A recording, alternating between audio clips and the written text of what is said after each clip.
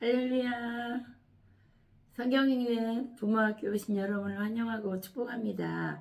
지난 3월 달에 우리가 한 달 동안 인공지능에게 대체되지 않는 나 만드는 8가지 방법에 대해서 우리가 공부해 봤고요. 오늘은 마지막 시간으로서 인공지능이 절대 가질 수 없는 인간 고유의 능력에 대해서 한번 생각해 보도록 하겠습니다. 2016년도 11월 달에 트럼프 대통령이 당선되었을 때 IBM 최고 경영자 지니 로메트는 이렇게 말했습니다. 트럼프 대통령님, 이제 4년제 대학교 졸업장은 의미가 없습니다. 화이트 칼라 시대가 끝났기 때문입니다. 화이트 칼라는 앞으로 인공지능에게 대체될 것입니다. 블루 칼라도 마찬가지입니다. 이제 뉴 칼라 시대가 열렸습니다. 앞으로 미국 국민은 인공지능 교육을 받아야 합니다. 뉴 칼라로 거듭나야 합니다. 산업사회에는 지금까지 크게 두 가지 칼라로 산업 형태군을 나누었습니다. 육체적인 노동을 하는 사람을 블루 칼라라고 했고, 지식 노동을 하는 사람을 화이트 칼라라고 했는데요. 이제는 뉴 칼라 시대가 온다는 거예요. 4년제 대학교 졸업장이 더 이상 의미가 없다는 거죠. 왜 그러냐면 인공지능이 벌써 산업 현장에 들어가서 인간이 두뇌로 했던 모든 직업군들을 이제 빼앗았기 때문입니다. 골드만삭스라는 그 은행업에 들어가서 켄쇼라는 인공지능이 600명이 한 달간 일해야 되는 것을 3시간 20분 만에 한 대가 들어와서 깨끗하게 끝냈기 때문에 그때 한꺼번에 598명이 집단 해고된 적이 있습니다. 그리고 인공지능 의사 왓슨은 미국 종양학회에서 인간 의사가 암 진단율 80%의 정확도를 보였다면 이 인공지능 의사 왓슨은 90% 훨씬 넘는 진단 그 정확도를 보였다 그래요. 또 그것뿐만 아니고 IBM에서 만든 로스라는 인공지능 변호사는 뉴욕 최고의 변호사들이 며칠에 걸려서 해야 될 것을 1초 만에, 단 몇 초 만에 업무를 해낸다는 거예요. 그러니까 이제 우리가 육체적으로 하는 육체 노동은 이제 기계 산업으로 대체가 됐어요. 그게 이제 2차, 3차 산업혁명이었죠. 이제 4차 산업혁명은 인간이 두뇌로 하는 일을, 이 머리로 하는 그 노동을 이제 인공지능이 하기 때문에 인간은 인공지능보다 더 높은 단계로 수준을 높여야 된다고 말합니다. 그래서 블루 칼라도 지나고 화이트 칼라도 지나고 이제 뉴 칼라 시대가 열렸다라고 말을 하고 있습니다. 그래서 인공지능에게 대체되지 않는 8가지나 만드는 방법 중에 제일 먼저 나오는 것이 디지털을 차단하라입니다. 우리가 이제 알고 있는 스티브 잡스나 빌 게이츠 같은 사람들이 실리콘밸리 상징이라고 할 수 있는 스티브 잡스는 자녀들에게 아이폰이나 아이패드 같은 IT 기기를 전혀 주지 않는다는 것으로 유명합니다. 또 실리콘밸리의 제왕이라고 불리는 빌 게이츠도 자녀들에게 IT 기기 금지 기간을 14년 둔답니다. 그래서 14년 동안 IT 기기를 주지 않고 15살 되면 스마트폰이나 IT 기기를 주는데 그것도 시간을 제한해서 준다고 합니다. 이렇게 미국에 있는 실리콘밸리의 유명한 사람들, 상위 1%, 극상위 1% 사람들은 자녀들 교육할 때 IT 기기를 주지 않는다는 것입니다. 그래서 유명한 실리콘밸리의 유명한 사립학교 페니슐라라는 학교에 가서 취재를 해보니까 교사는 칠판 앞에서 분필을 들고 가르치고 있었고 아이들은 종이책과 종이노트로 공부를 하고 있었다고 합니다. 책장에는 브리테니커 백과사전이 꽂혀 있고 사물함에는 나무로 만든 장난감, 인형, 바느질 도구, 흙 등이 가지고 아이들이 놀고 있다고 합니다. 왜 그럼 그 미국 실리콘밸리 상위 1% 극상류층 사람들이 왜 자녀들에게 디지털을 차단하고 IT 기계를 주지 않을까요? 그들의 이야기를 한번 들어보겠습니다. 그 페니슐라 학교의 입학처장은 아이들이 자기 내면의 힘을 조절할 줄 아는 능력을 길러주기 위해서다. 스마트폰을 할 시간에 다른 아이들과 놀고 대화하면서 타인들과 공감하고 조화를 이루는 능력을 길러주기 위해서 인간 고유의 내면의 능력을 키워주기 위해서 IT 기계를 주지 않는다고 말합니다. 그 다음에 아치 더글러스 교장 선생님이 이렇게 말합니다. 자기 자신에게 집중하고 우리가 자기 자신에게 집중하는 게 굉장히 중요하다고 말하고 있습니다. 다른 사람들과 관계 맺는 일에 집중하게 하기 위해서다. 그리고 밖에 있는 컴퓨터를 다루기 전에 내 내면 안에 있는 컴퓨터 우리가 인공지능이 아무리 좋다 그래도 인간의 그 창조적인 능력 이런 그 내면의 공감 능력 그다음 상상력 이런 것들은 또 인공지능이 따라올 수 없는 부분이 있거든요. 그래서 그런 것들을 내 안의 컴퓨터를 집중하기 위해서 디지털을 차단한다고 말합니다. 또 어떤 학부형은 모두가 IT 기술에 의존하고 있다. 이런 상황에서 아이에게 정말로 필요한 능력이 무엇인지 깊이 생각해야 된다. 그것은 다른 사람들과 다르게 생각하는 힘이다. 이 능력은 절대로 기계가 키워줄 수 없다고 말합니다. 네 번째, 학부모님이 또 디지털 기계가 전혀 없는 이 학교 아이들의 내면에 있는 예술성을 키워줄 수 있고 그것은 창조적인 상상력으로 연결된다. 인공지능이 가질 수 없는 인간 본연의 고유한 능력을 키워주기 위해서 디지털 기기를 주지 않는다고 말합니다. 실리콘밸리에서 IT 기기를 차단하는 능력을 갖지 못한 사람들은 결국 IT 기기에 중독됩니다. 중독은 종속을 의미합니다. 인공지능은 지금 IT 기기보다 적게는 몇백 배, 많게는 수천만 배 중독성을 가질 것입니다. 지금 스마트폰에 중독되면 아이들이 이 실험을 했는데요. 이 전두엽이 활성화되지 않고 이 뒤에 있는 본능적인 파충류 뇌만 자극하기 때문에 생각하는 기능, 철학하는 기능, 인간 고유의 기능들은 발현하지 못한다고 얘기합니다. 예, 그래서 이 사람들이 바라는 것은 IT 기기를 접속할 시간에 독서와 사색을 하고 예술과 자연을 접하고 다른 사람들과 진실하게 교류하며 자기 안에 있는 인간성과 창조성을 발견하고 강화하는 것 이것이 그들이 바라는 진정한 인간 내면의 고유의 기능을 말합니다. 그 다음에 나만의 평생 유치원을 설립하라. 이게 두 번째 인공지능에게 뒤지지 않는 나 만드는 방법 두 번째입니다. 나만의 평생 유치원을 설립하라. 구글이나 아마존이나 마이크로소프트나 애플이나 페이스북을 창업한 모든 사람들이 그 어린 시절을 보니까 어디를 졸업했냐 몬테소리 유치원을 졸업했다는 거예요. 몬테소리가 왜 이렇게 유명해졌냐 몬테소리는 18세기 말에 이태리에서 최초로 배출한 여자 의사입니다. 그때 당시 남자들은 다 의사가 되는데 여자들은 의사가 되는 시대가 아니었어요. 근데 몬테소리가 굉장히 똑똑한 여자죠. 선구자적인 여자인데 의사가 됐어요. 의사가 되고 어느 날 길을 걸어가고 있는데 어떤 거지 엄마 옆에서 거지 어린아이가 놀고 있었어요. 근데 엄마는 거지였기 때문에 굉장히 남루하고 초라했지만 이 아이는 엄마가 그 얻어먹는 밥그릇과 헝겊조가리 몇 개를 가지고 너무너무 재밌고 막 환희에 찬 얼굴을 가지고 이것을 놀이 삼아서 장난감을 삼아서 이걸 가지고 놀더라는 거예요. 이 몬테소리가 무슨 생각이냐면 아이들에게는 저렇게 작고 사소한 무엇인가만 있어도 아이들은 자유롭게 놀이하고 몰입하고 어떤 것을 성취해내는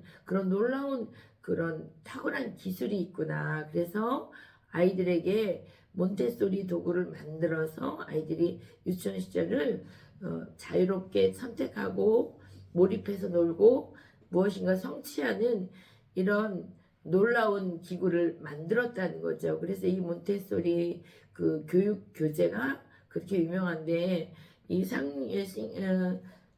실리콘밸리 상류 1%의 그 많은 사장들이 CEO들이 보니까 공통적으로 몬테소리 유치원을 다녔더라. 그래서 어린아이처럼 무엇인가 우리가 놀잇감 그 성취할 어떤 대상을 자유롭게 선택하고 몰입하고 성취하는 이런 작은 성공들이 계속 선순환되고 강화되고 반복되어서 이렇게 위대한 회사를 만드는 자원이 되었다. 그래서 인공지능이 뒤지지 않는 나를 만드는 두 번째 방법으로 나만의 평생 유치원, 그러니까 이제 꼭 몬테소리라기보다는 뭔가 자유롭게 선택하고 몰입해서 성취해서 어떤 결과물을 내는 이런 긍정적인 어떤 선순환의 구조를 가지는 것이 중요하다. 근데 그것이 어린아이 시절이 끝나는 것이 아니고 어른에게 나이가 많이 먹어서도 자유롭게 몰입하고 성취하는 그런 집중도를 키우는 것, 이것이 굉장히 중요하다라고 말하고 있는 것을 볼 수 있습니다. 그 다음에 인공지능에게 뒤지지 않는 세 번째는 노잉을 버리고 비잉하고 두잉하라. 이건 통과하겠습니다. 네 번째 우리가 중요하게 볼 것이 생각의 전환, 디자인을 싱킹하라. 우리가 생각하는 것을 눈으로 보이고 손으로 잡히는 시각화나 현실화해서 디자인해 하라는 거예요. 우리가 생각하는 것을 내 생각으로 끝나면 이게 소용이 없잖아요. 그래서 이 디자인, 싱크를 디자인하는 것이 중요한데 이 싱크를 디자인하는 1단계는 공감하기, 2단계는 문제를 새롭게 정의하기, 세 번째 단계는 문제 해결을 위한 아이디어를 내기, 네 번째는 시제품을 만들기, 다섯 번째는 시험하고 검증하기. 이것이 스탠퍼드 디자인 스쿨에서 굉장히 유명한 5단계 그 디자인 싱크 단계인데 우리나라에 이 스탠퍼드 디자인 싱크 대학교가 들어왔다가 실패했답니다. 그 레리 라이퍼 교수는 디자인 스쿨의 창립자인데 우리나라에서 들어와서 이 교육이 실패했는데 실패의 원인을 5가지로 잡았다고 합니다. 첫째는 부모는 자녀가 안정적인 길만 가기를 바라고 자녀는 성인이 되어서도 부모에게 의존하는 특유한 가족 문화 때문이다. 그러니까 자녀들이 부모에게 독립되어져서 이렇게 자기만의 길을 가는 독특한 그런 상상 창조적인 능력을 키워야 되는데 부모는 자녀를 붙잡고 자녀는 부모에게 의존하는 그런 비독립적인 사고방식이 디자인 싱크가 일어나지 않게 하는 첫 번째 우리나라 특유의 가족 문화라고 합니다. 그럼 이건 어떻게 될까요? 부모가 자녀에게 안정적인 길만 가기를 바라지 않고 모험의 길로 갈 수 있도록 열어줘야 되는 거죠. 그 다음에 자녀도 부모님을 의존하지 않고 분리독립해서 개척할 수 있는 개척자의 정신을 가져야 된다고 저는 생각합니다. 두 번째는 사고가 학교 교육 시스템의 틀 안에 갇혀 있기 때문이다.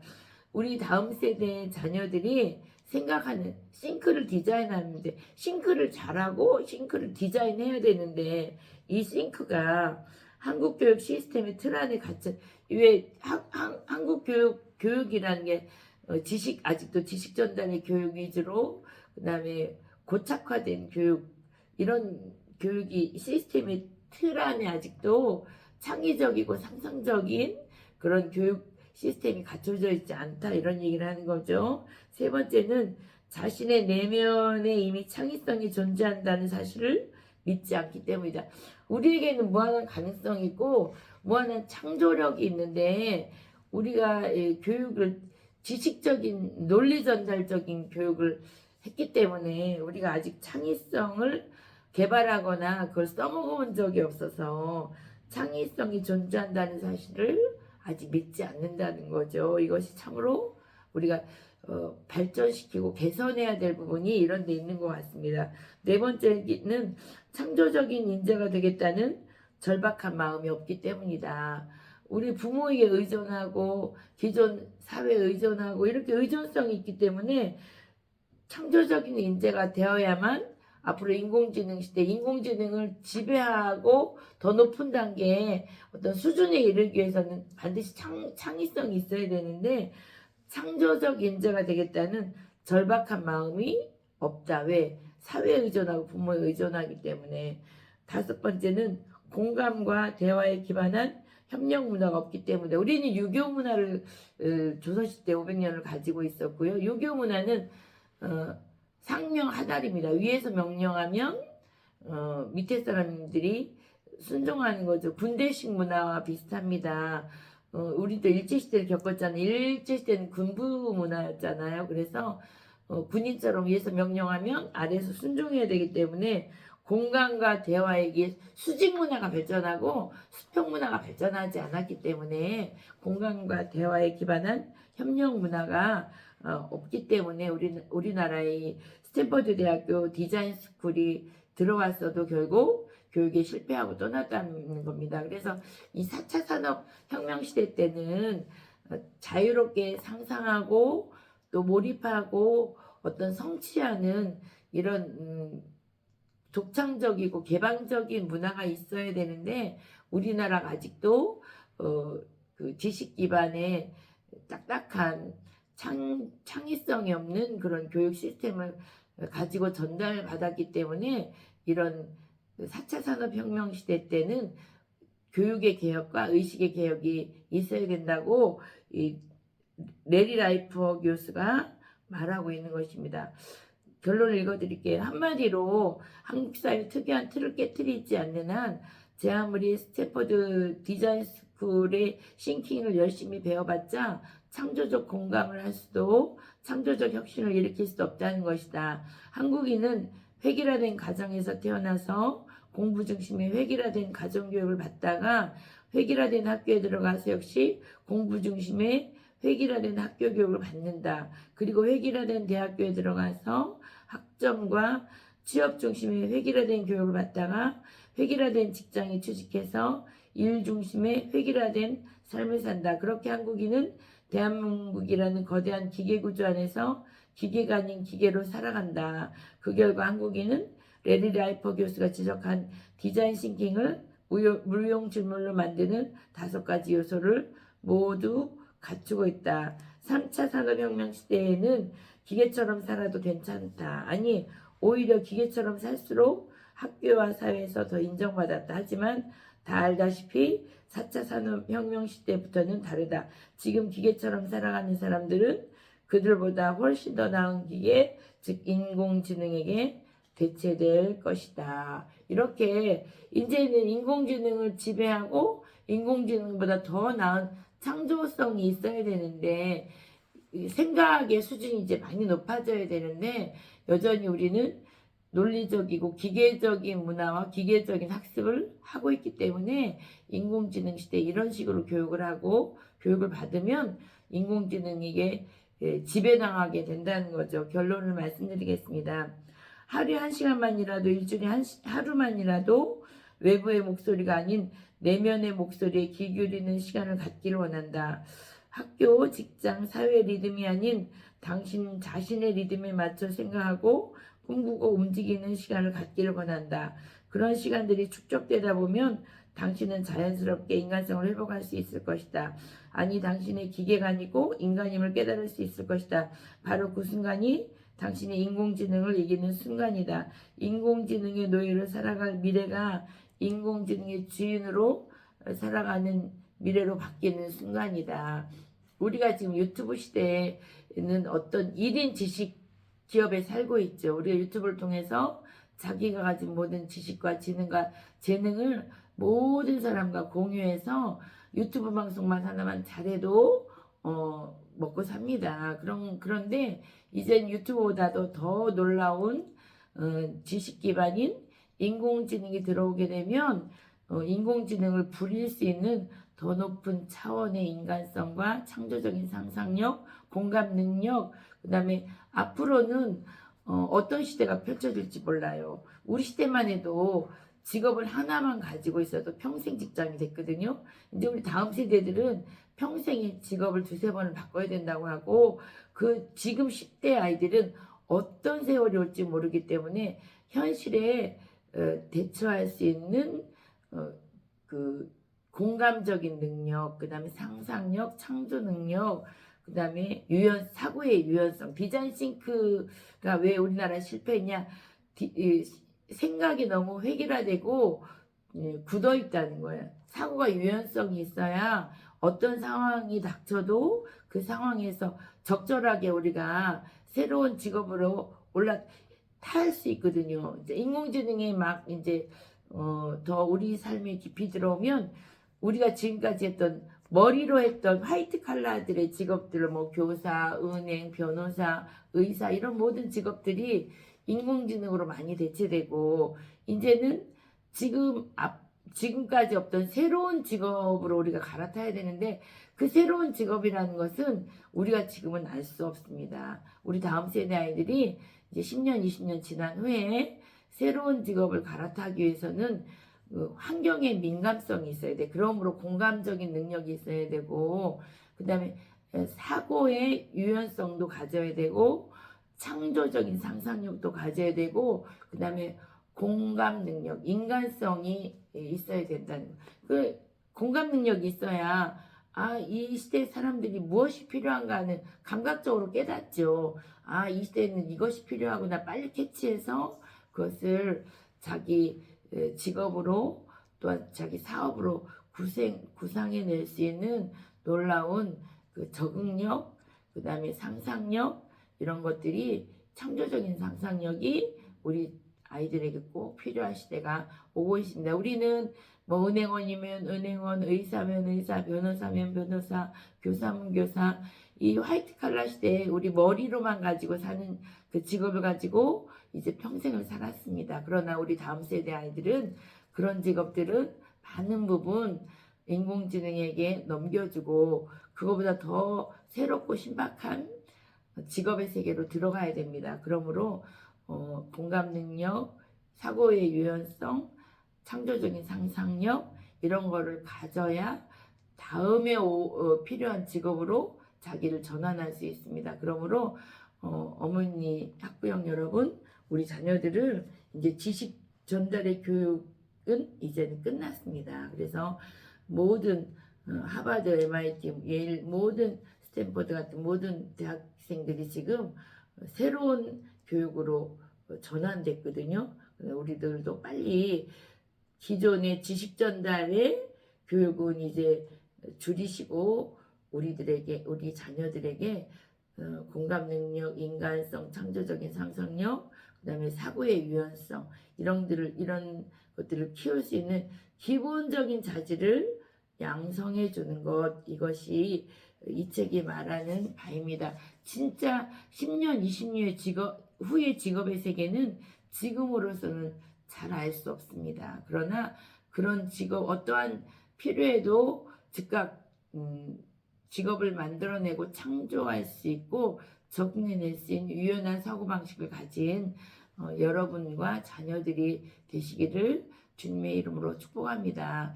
그런 의미에서 저는 성경이 정말 이 다음 세대 아이들에게 꼭 필요하다고 생각합니다. 인간의 구조는 육체 플러스 영과 혼입니다. 지금 육체적인 직업, 그러니까 블루 칼라의 직업들은 인공지능 로봇들이 할 겁니다. 그 다음에 화이트 칼라 지식을 가지고 하는 직업들은 인공지능들이 할 것입니다. 이제 혼보다 더 높은 영역이 영적인 영역이죠. 통찰력, 통섭의 능력 이런 것들 철학하는 능력을 가지고 있어야 어떤 시대 어떤 환경에 처해서도 그 환경을 지배할 수 있고 그 환경을 이렇게 매니지할 수 경영할 수 있는데 그런 능력은 저는 정말로 성경에서 나온다고 생각합니다.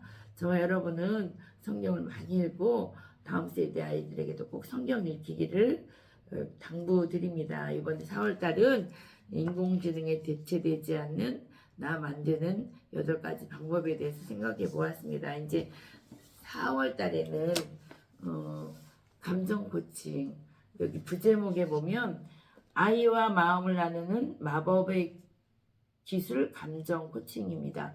우리가 자녀들을 키울 때 어떤 게 어렵습니까? 내가 자녀들에게 어떤 행동 수정이나 어떤 것을 대화를 나누고자 할 때 자녀들과 우리에게 소통이 되지 않습니다. 왜냐하면 대화의 방법과 내용에 따라서 우리들의 자녀들이 우리들에게 마음을 닫고 있기 때문입니다. 왜냐하면 그들의 감정을 우리가 무시하고 읽어주지 않았기 때문입니다. 그래서 나와 자녀들이 어떻게 하면 마음을 나누는 마법의 기술 감정 코칭을 할 것인지 이제 4월 한 달은 이 책을 가지고 우리가 새롭게 나와 자녀들의 기가 막힌 대화 방법을 공부해 보도록 하겠습니다. 이제 다음 시간에는 이제 감정 코칭을 가지고 여러분을 찾아뵙겠습니다. 한 달간 인공지능 지지 않는 에이트 공부하신 여러분 진심으로 축복합니다. 이제 다음 달 이 책 가지고 다음 달에 또 찾아뵙도록 하겠습니다. 감사합니다. 다음 시간에 뵙겠습니다.